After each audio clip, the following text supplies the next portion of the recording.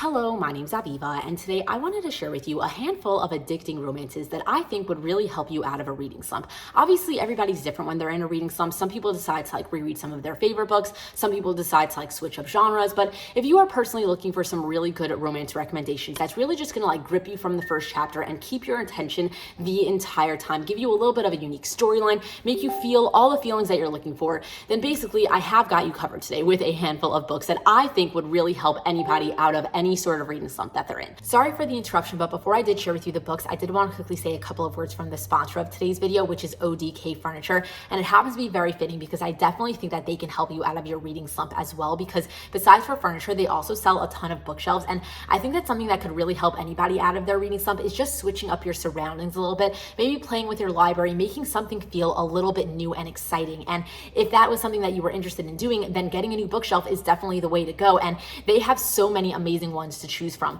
They recently sent me their black wall-mounted ladder shelf, and I ended up sticking it in my bedroom because it really fit into the decor and all the furniture that I had in there, and I really love how it came out. Plus, it ended up giving me a lot of extra space in my current library, so I was able to basically get a ton of new books, which got me very excited and definitely helped with my reading slump as well. Either way, I got it the other day, and it ended up taking me maybe 10 minutes to put together. It was the easiest thing in the world. I really love how it came out. It's very minimal and sleek and dainty, yet it's really sturdy and very high quality. So if you were looking to get some new bookshelves, then I definitely recommend checking these out and all the other ones that they have on their website.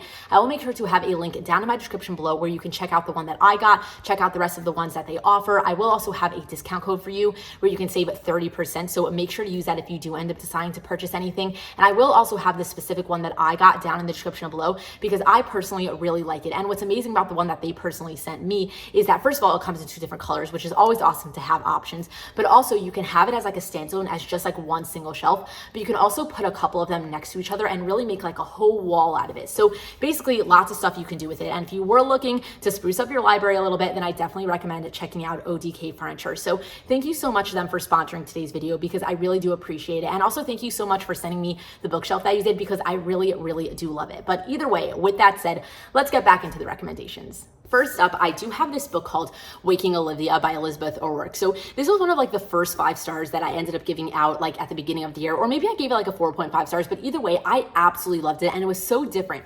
You're basically following this girl who just got transferred from a D1 college to a D3 college because she's on the track team or something, but she kind of made a little bit of a mess in her last college, so she had to get bumped down. And she basically has a lot of issues with her track thing because she basically runs in her sleep without noticing.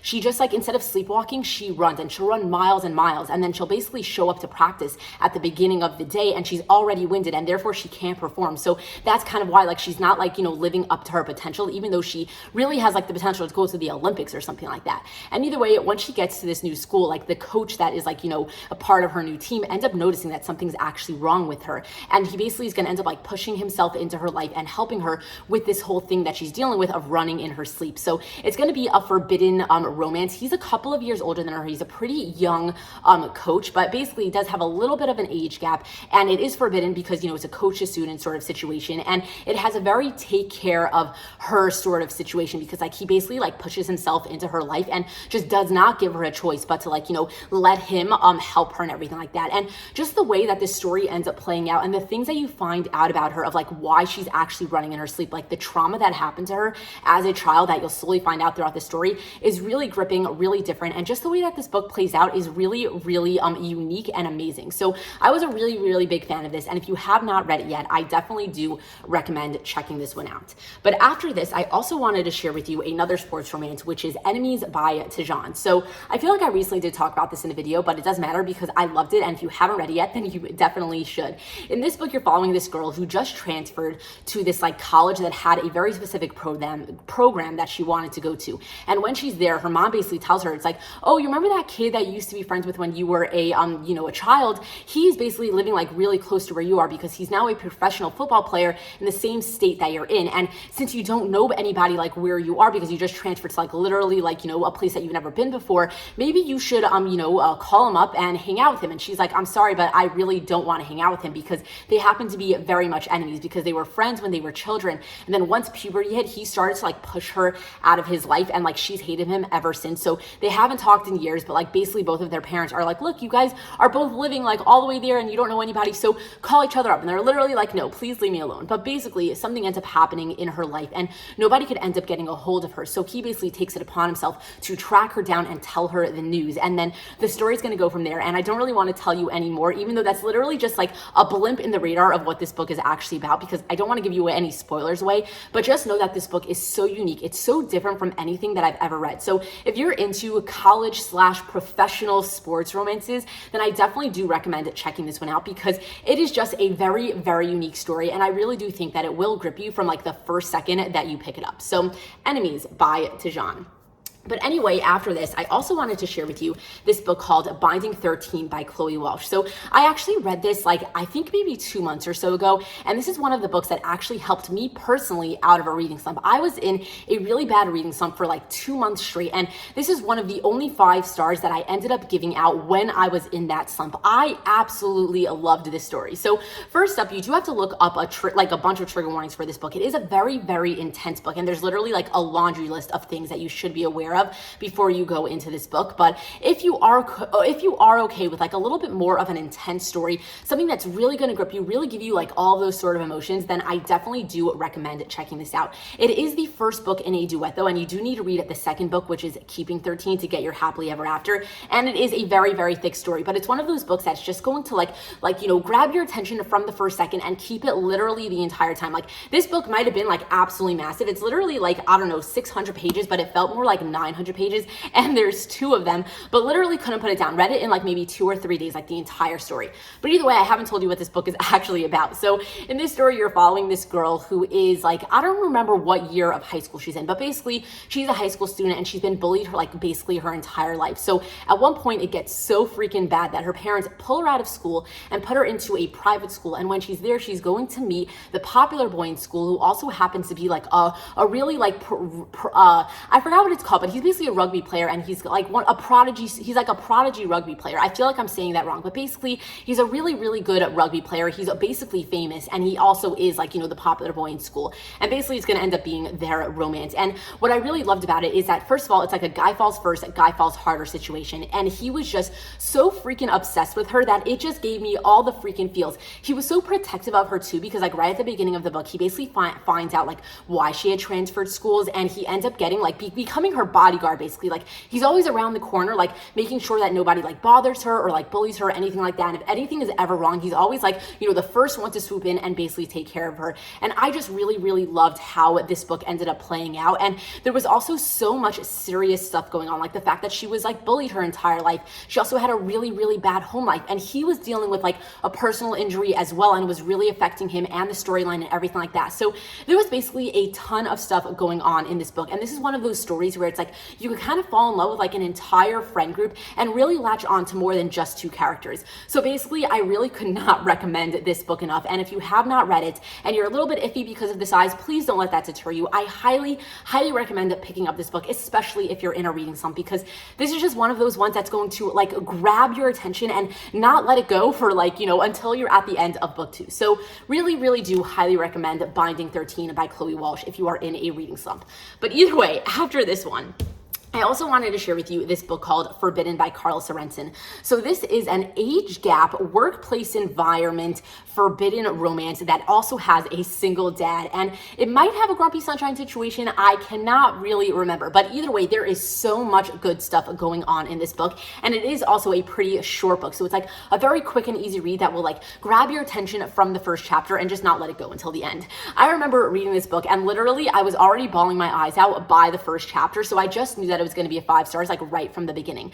You're basically following this guy who is a widow, and in the first chapter you basically like see him say goodbye to his wife, and that is just what made me fall in love with him like from the first second. But either way, it's now a couple of years later, and he is an ex-MMA fighter, so it also has a little bit of a sports element to it as well. But basically he's a retired MMA fighter, and he decides to purchase a gym, and he's going to end up falling in love with the girl who manages the gym that happens to be a bunch of years younger than him, and also happens to have had a crush on him more or less her entire life. Like Like when she was younger, like he was one of those like celebrity MMA fighters that she always looked up to and always thought was really cute, and like no one was ever going to compare to him. So now that like, you know, he is her boss, she's all like, you know, fumbling around him because like she doesn't know how to like react to like him being in her space and everything like that. And it's basically just going to be a really, really cute romance, and it has so many good elements going on into it, and it is a little bit different. It's got just a lot of good tropes, and it is also a very short and easy read. So if you just need something quick that's going to grab your attention, keep it the entire time, I really do highly recommend this book. And then if you end up reading this one, there is also 3 other books in its companion series.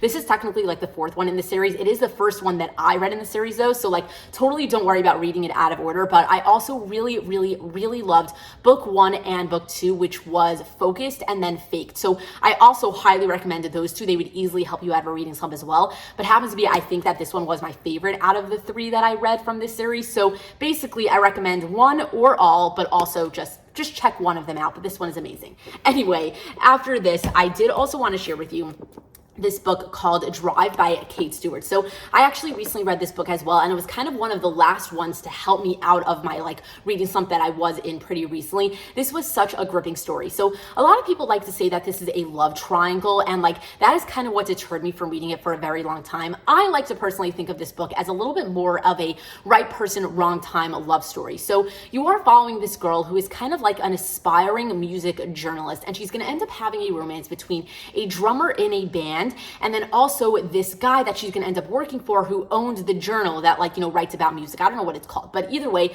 she's going to end up having a romance with 2 different people, and she's going to have to choose one by the end of the story. And this is just one of those books that like, I don't know, for some reason I really attached to, like I attached myself to the characters right away, and it just gave me all the feelings. Like if you read the Ravenhood series by Kate Stewart, it gave you all of the same type of feelings, except it wasn't as bad. Like it did not make my heart hurt as much, but it still made my heart hurt enough where I basically was just like, you know, I just didn't know what to do with myself in this book. Like so much anxiety, but in such a good way. And it was a really good emotional gripping sort of story. So if you are into like, you know, love triangles / right person, wrong time love stories, and you just want a very angsty sort of book, I definitely do recommend checking this one out because I loved it. I feel like I did not really, you know, explain it very well, but I feel like Kate Stewart, you just have to like go into her books knowing very little and just like figure it out for yourself. So basically, I do very much recommend this book if you are, you know, looking for something a little bit angsty. So yeah, Drive by Kate Stewart. But anyway, after this, I also wanted to share with you this book called The Sweetest Oblivion by Danielle Laurie. So this is the first book in the Maid Sisters companion series, and it is a mafia romance, and I absolutely loved this book when I read it. I feel like I don't really talk about it very much anymore on my channel because I read it like last year, and for some reason I just like, I keep forgetting that like I really did love this book, but I was so into this book when I read it. I was like, oh my God, I think it was like the first mafia romance that I ever read, and there was something about it that made me want to read so much mafia romances. After this, you're basically following an arranged marriage between this girl and her sister's fiance. Like her father basically set her sister up with like this guy that's from like another mafia or something like that, and then it's going to end up being like, you know, the romance between like, you know, this guy's fiance's sister and himself. It's so, I feel like I'm explaining that so wrong, but hopefully you got what I meant. But either way, it is a really, really, really good arranged marriage mafia story. Blah, blah, blah, blah.